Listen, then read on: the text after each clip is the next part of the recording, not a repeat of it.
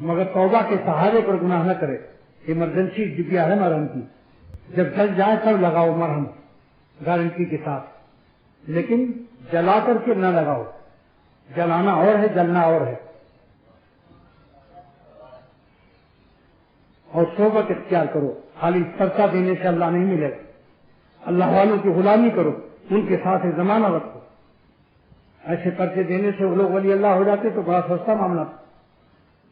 پرچہ ہمیں بھی دینا آتا ہے, مگر اتنے رگڑ اتنی ڈانٹیں کھائیں, ذرا جا کے پوچھنا ہر دوئی کہ کیسی رگڑائی ہوتی ہے وہاں. مگر جس نے اپنے شیخ کی ڈانٹ کھائی اس کا ڈینٹ نکل گیا.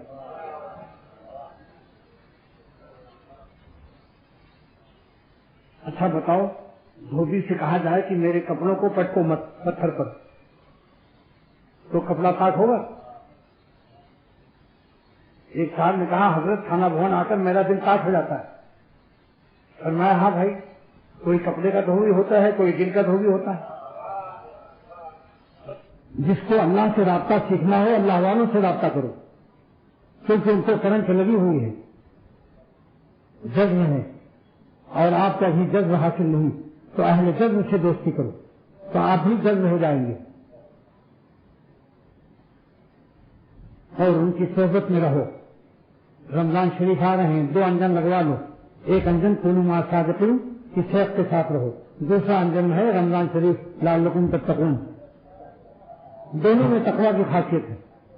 تو یہ رمضان کا مہینہ جو اپنے بزرگوں کے پاس گزار دیے, انشاءاللہ تعالی وہ ڈبل انجن سے کوئٹہ پہنچ جائے گا. اگرچہ پہاڑی کا راستہ اونچا ہے, یہاں کوئٹہ تو نہیں جائے گا, مگر کوئٹہ کا خالق مل جائے گا. دعا کرو اللہ تعالیٰ ہم سب کو اللہ والی حیات عطا فرمائے.